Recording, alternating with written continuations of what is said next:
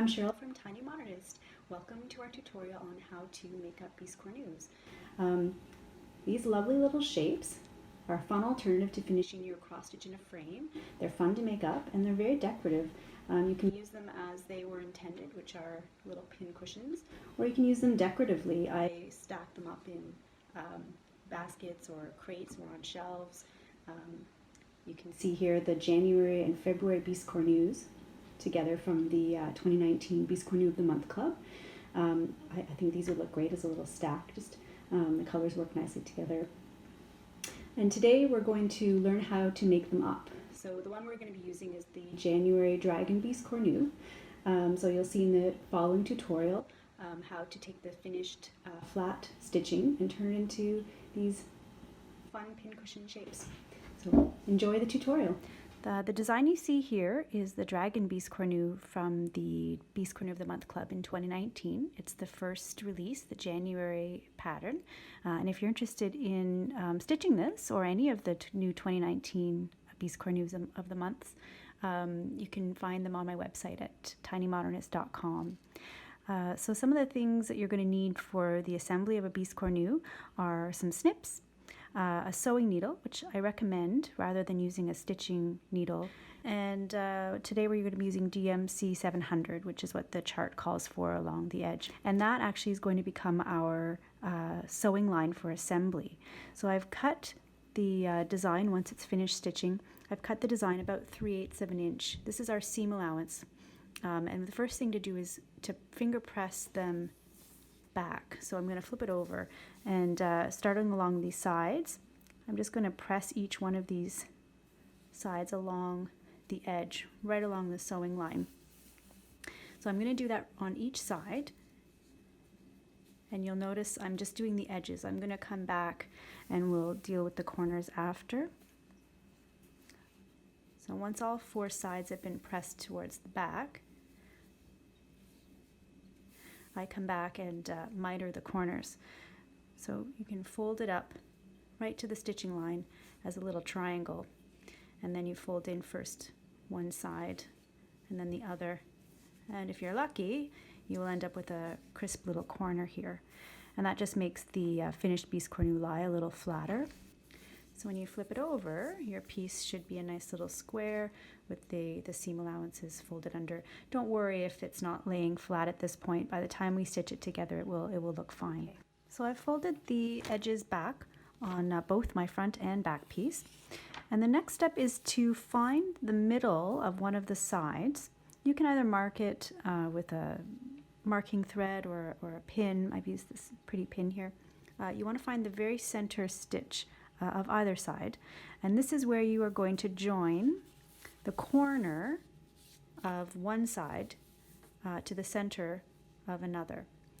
So this is a really key step because this is really what allows the Biscornu to get its shape. As you stitch along here, the corners fold up and it gives it the very unique shape of a Biscornu. So what I'm going to do is thread my needle. Now I use the loop method to start my cross stitching for the most part, and also here. So I've threaded both loose ends through the needle, so you do end up with a loop on the other end. You don't have to do this. Alternatively, you can just tie a little knot at the end, but I like doing it this way. And I'm going to take a tiny little stitch right in the corner here to secure my thread. Okay, so we're going to take our first stitch right where the middle of this side is here. So I'm going to remove the pin, and I'm going to take my first stitch right here. Now notice I am just going under my green stitching line. I'm not piercing the fabric at all here. So I'm going to pull that a little tight. Now the next stitch I'm going to take is through the stitch on this side, right through the stitch on the other side. So just pull that tight.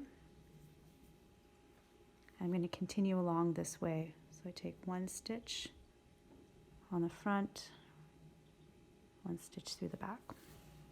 Yeah, and you can start to see it form a nice little sort of laced edge here. I'm not going to add anything, but you can, if you choose, put little seed beads or something larger, slightly larger, in your stitching every couple stitches. That's quite pretty when you end up with beads at intervals along the stitching line, every second or third stitch or something like that. So we're just going to continue like this all the way to the edge. So I'm about to do the second corner.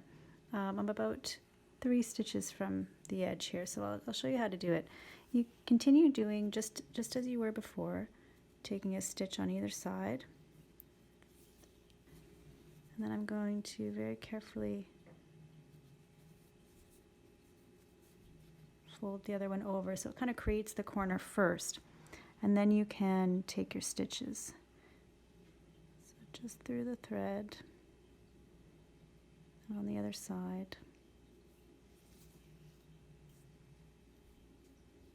You're just going to work your way around.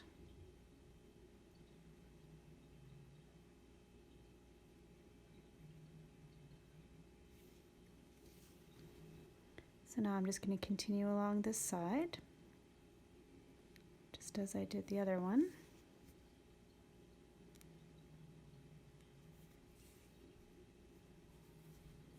Folding in the seam allowance as I go.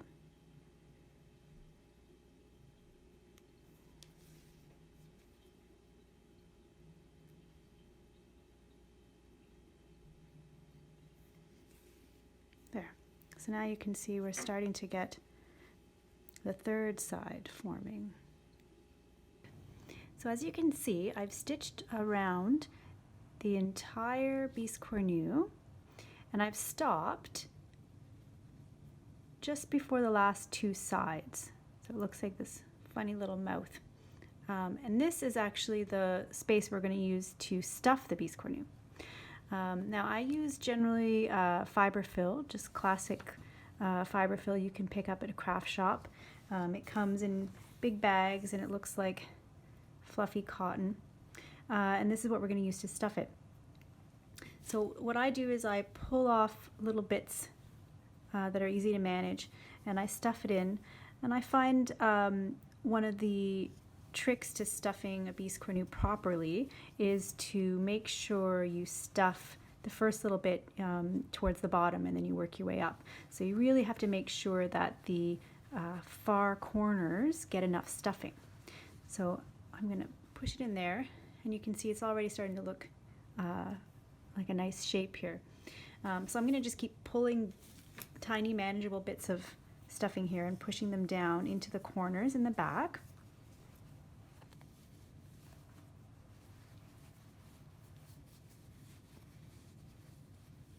There. So this should be good for now.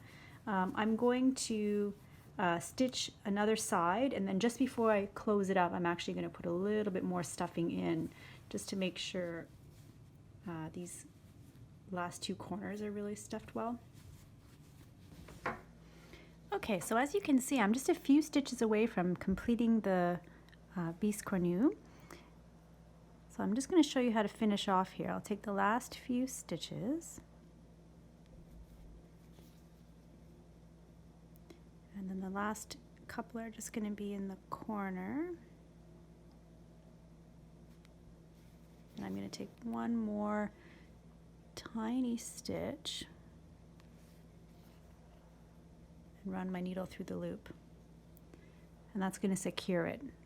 Now when I snip it close, but not close enough to break your knot. There. Okay. So our Biscornu is done. It's all stuffed. It's got a lovely shape here. But we don't want to leave it just yet.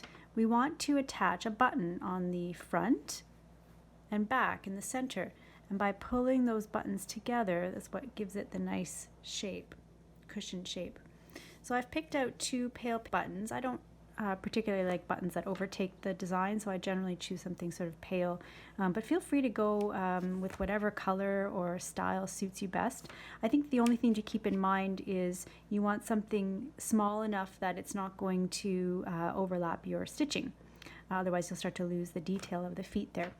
And I generally choose matching buttons for the front and back. You don't have to, but I just like the look of it when you're looking. They're consistent. And I've also threaded my needle with the same green. You can choose to match the thread to the buttons, whichever you prefer. So I generally start on the back, and I'm just going to sort of eyeball where the middle is, roughly, and take a stitch here.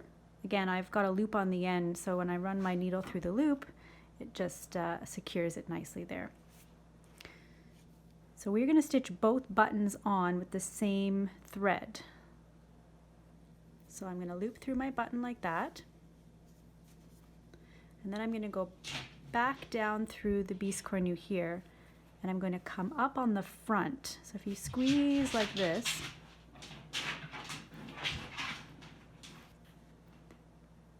and come up in as close to the middle as you can. You can see the button is on the back. Now I'm going to run my needle through the second button for the front. So up and down. And then I'm going to bring my needle back down through the middle. I want to come up through the hole of the one button. Can you see that? So pull it tight. Now you should have a button on the front and a button on the back. Now we just need to take a few stitches through the entire thing and tighten it. So I'm going to go down in the back, up through a hole on the front,